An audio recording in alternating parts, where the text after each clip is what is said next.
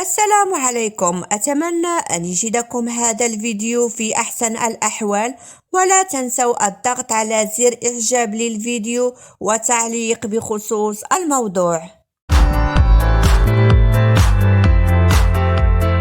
إيمان باطمة تثير الجدل من جديد، هل فعلا أساءت للدين؟ إليكم التفاصيل.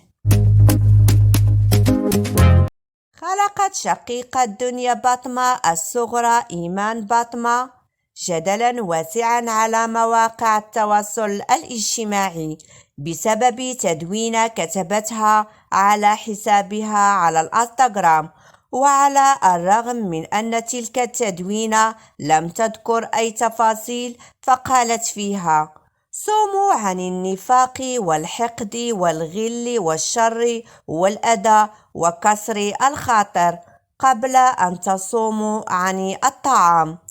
فهذه التدوينة كانت كافية لإثارة الكثير من الجدل، فبعض نشطاء عبر مواقع التواصل الاجتماعي رأوا في تلك التدوينة إهانة للدين الإسلامي وللشريعة الإسلامية، واعتبروا أن باطمة تحاول دعوة جمهورها لممارسة التغيير قبل القيام بأي عمل يتطلب التغيير في المجتمع.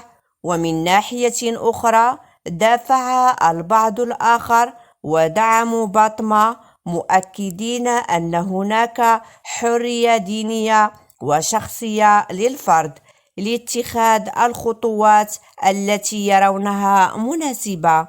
فكان هذا هو فيديو اليوم، وأترككم مع هذه الصور.